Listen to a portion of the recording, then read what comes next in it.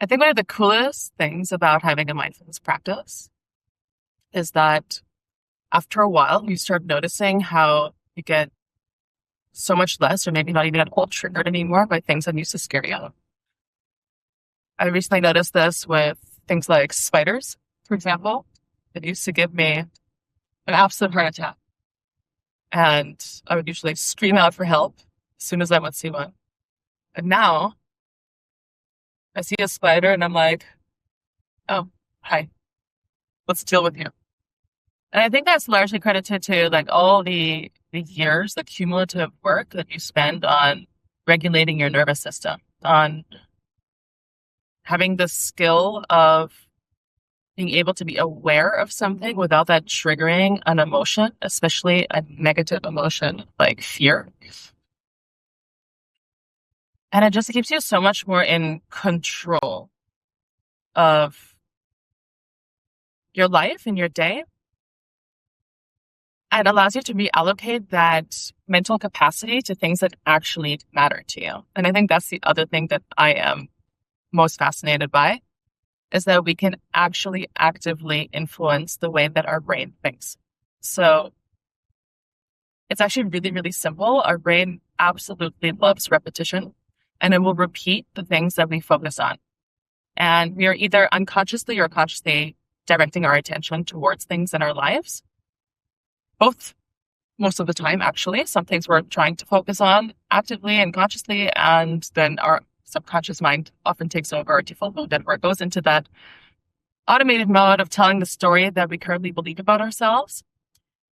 But to be able to take an active role in actually deciding like where our thoughts should be directed towards, where that mental capacity should be directed towards, I think is so cool. And I think what a lot of people don't really understand properly is that this is an ongoing effort. Like this is like going to the gym. Like even once you've built that muscle, you are still constantly practicing this. You are still constantly catching yourself in thoughts that don't serve you and then actively redirecting that mental effort onto something that actually serves your mission. And so guided meditations, I find, are such an amazing tool to actively practice that, because you're giving your mind this break, this distance from that collusion of thoughts and automated thinking that might not serve you, but you're also actively training it during that time with that guided meditation to focus and feel into the things and intentions that you actually really care about. And that feeling is actually really, really important because it really amplifies and magnifies all of these pure cognitive intentions. Because when you feel it in your body, you're making a much stronger mental imprint. You're using different brain regions that are communicating with each other and creating that sensation that you want to actually embody. And so by practicing that with a tool like a guided meditation, especially when you're combining it with a really physical experience like our full body red light therapy beds, you're really being immersed into the state that you're actually trying to live out in your daily life. And as I said, our brain loves repetition. So the more often we can feel into that state of how we actually want to feel day to day in our lives, the more often our brain gets used to that. And we're basically increasing the familiarity of that and increasing our comfort zone through that. And our brain loves to live in our comfort zone because truly the amount of energy that our brain takes, it's like 20% of the energy demand of our entire body for such a small proportion of an organ comparative to the rest of our body. So it is really, really intending to spend the least amount of effort it can at all points in time.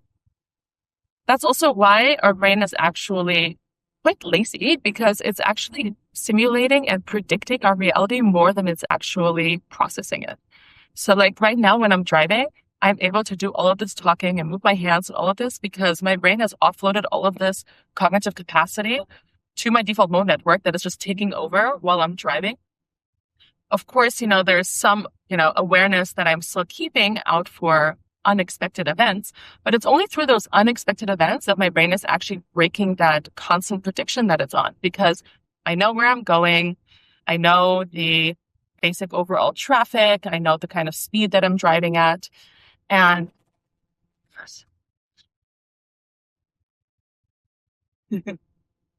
and that was an interruption.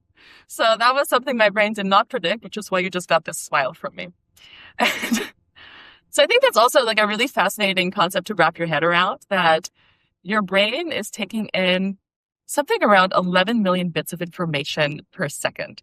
There is absolutely no way that we can process all of this, because this is not only information about what we're currently taking in our environment, it's also internal information about my heartbeat, about my breathing, how's my digestion doing. So out of these like 11 million bits of information, only about 40 to 50 actually even reach my cognitive awareness. And so it's a really interesting question to ask. Which ones, right? And there are several different filtering processes. Obviously, there's a lot of autonomic, like internal data that never reaches my cognitive awareness until I focus my attention towards it. For example, we're not thinking about our heartbeat until we actively feel into that area of our body, which is something that we do with mindfulness too. But let's talk about this filtering ability. So what we focus on is really what these filters are mainly structured on. We're focusing our thoughts on, what becomes our belief, and what really we believe about ourselves, the story we tell ourselves that is our identity of the current moment. Because all of these things are actually very malleable. We can influence all these things. We are not the same person now that we were a year ago, and definitely not we were 20 years ago. So we can take an active role in forming the identity of the person that achieves all the things that we want to achieve in our lives, and embodying that in this moment by really focusing on the things that actually matter to us, because that's how we are pruning these filters of, firstly, our reticular activating system, so that the thoughts that actually matter to us reach our cognitive and conscious awareness. And they then reinforce the loop, because they are then providing the evidence in our lives that things are going according to the predictions that we are designing, right? Because that's this like most powerful level of mindfulness. And we take this creator role, this director role in our lives. And things like a guided meditation, a visualization that make you feel into that and feel into those possibilities, really allow your mind to start to get used to those things that you say you want to be and you want to incorporate and you want to feel and you want to live out every single day. So if you are constantly focusing on negative things, you are training your mind to look for evidence in your life that things are bad. And if you are constantly focusing on good things, the smallest good little things, then you are training your mind to find evidence in your life that is confirming the belief that you are surrounded by good things and good things happen to you. So this is also why I have become extremely cautious in the type of content that I consume across every single level. The words that I speak and the way that I speak about myself and the way I speak about others. Because on a simple level, things like watching a horror movie, for example, I have made a decision that this does not belong in my life, because I do not want this mental imagery of horror in my mind to echo on into the way that my brain predicts my reality.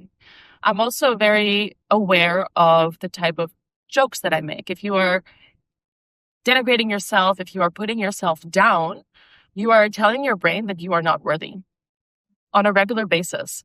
And it will continue to find ways in your life that confirm that you are not worthy, or that you are fulfilling the ways that you are making fun of yourself, whether that's your body, whether that's the fact that you're like not happy or whatever it is.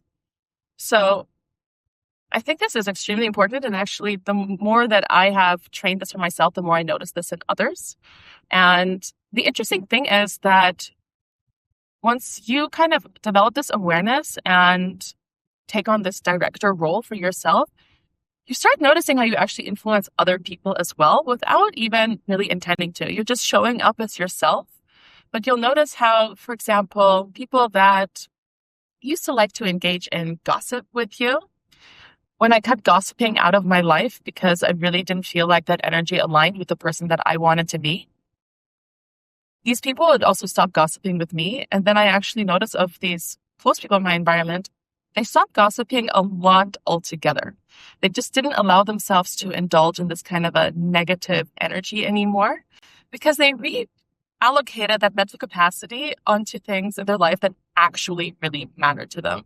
And they found joy in ways that was much more fulfilling than making fun of other people, and learned that encouraging and supporting and emitting that positive spirit in their energy actually serve their overall purpose much more than wasting their time bringing down themselves and others and being around people as well that would bring them down.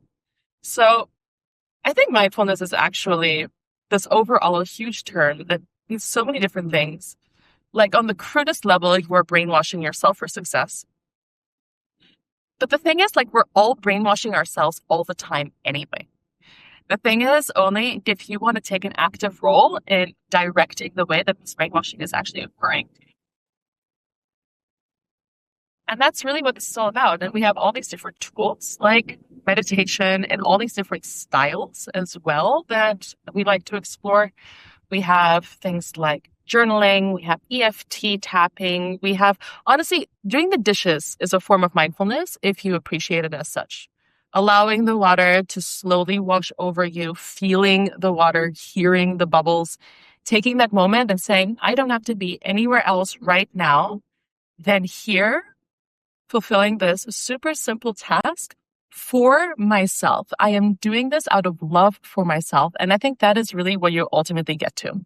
You get to this deep, deep truth of gratitude for everything in your life, even gratitude for the things that don't go according to plan and don't go according to the way that your brain wanted to predict it. Because ultimately, a lot of these things that don't go well redirected you onto a better path, brought other things in your life that you could have never expected and your brain could have never predicted. And I think there's so much peace and beauty with that. And I think that's also why you find that so many people who do meditate regularly have a much greater peace within their hearts, because they know that life is happening for them and not to them.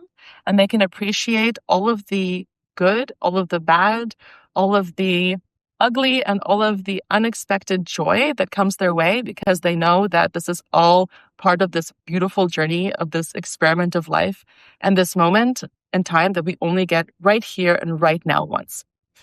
And I think that's just a much more beautiful way to live than to feel into suffering every day that your brain largely invents as well. Most of your suffering is a pure simulation of your brain being anxious and depressed and worried about events that haven't even occurred. So I think if our brain can ruminate over all of the most horrible things, we can also ruminate over all of the most wonderful things happening to us. And I think that's just a much better spirit and creates a better world in our immediate environment. And that's what this mission is all about.